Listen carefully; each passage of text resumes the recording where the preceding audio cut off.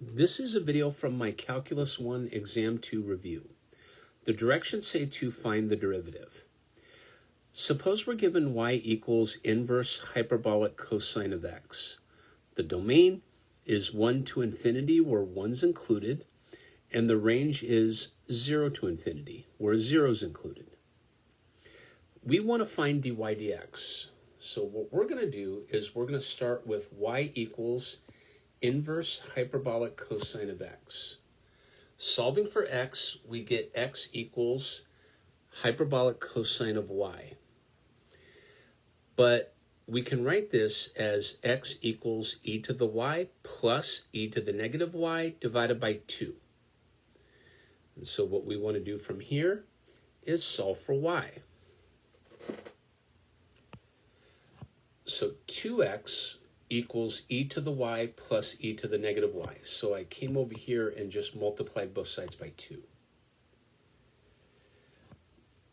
So multiplying both sides by e to the y, we get 2x e to the y equals e to the 2y plus 1.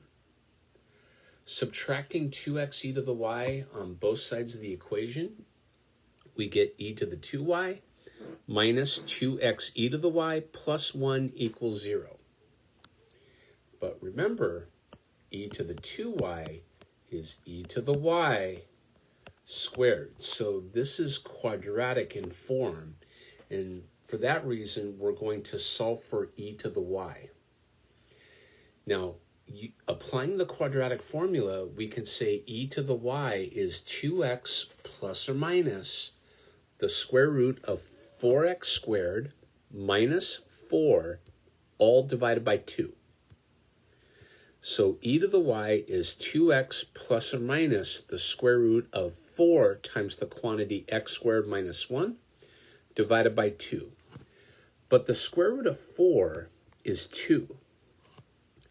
And 2 divided by 2 is 1, right? So, or you can think of it this way.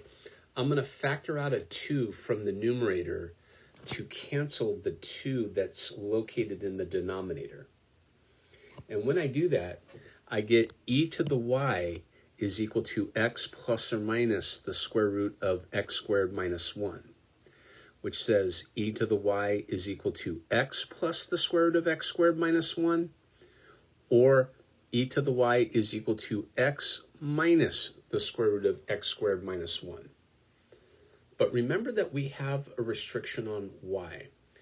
Y has to be greater than or equal to 0. Okay? And so I make the claim that e to the y cannot equal x minus the square root of x squared minus 1, where x is greater than or equal to 1.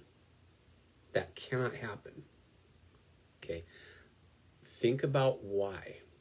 But I claim that's not the case.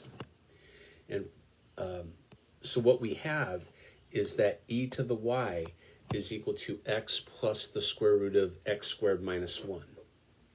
Solving for y, we get y equals natural log of x plus the square root of x squared minus 1. Now, let's find dy dx. dy dx, by the chain rule, is equal to 1 over x plus the square root of x squared minus 1 times the derivative of the inside function with respect to x. And the derivative of that inside function is 1 plus 1 over 2 times the square root of x squared minus 1 times 2x. Now, notice how these 2's cancel. And when we get a common denominator inside that parentheses, we get the following. dy dx is equal to 1 over x plus the square root of x squared minus 1 times the quantity square root of x squared minus 1 plus x over the square root of x squared minus 1. But look what happens here. X plus the square root of x squared minus 1 down in the denominator here cancels this guy up here.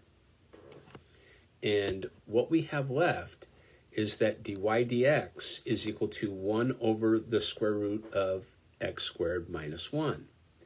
And so therefore the derivative of the inverse hyperbolic cosine of x is equal to 1 over the square root of x squared minus 1. So that's how we derive that derivative. And with that in mind, let's take a look at problem number 24. On problem 24, we have y equals the inverse hyperbolic cosine of the hyperbolic sine of x. And I want to find dy dx. Well, that's 1 over the square root of, right? Now, my inside function is hyperbolic sine of x, so that's what goes there.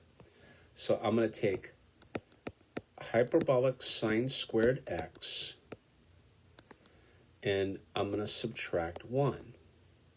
And then I'm going to take that and multiply by the derivative of that inside function, which is hyperbolic cosine of x.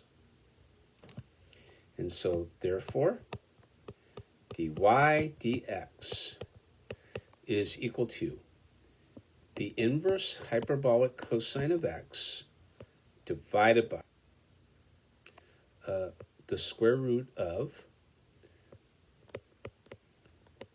the hyperbolic sine squared x minus 1. And that's going to conclude this video. And I'll extend this line here. Okay, thank you.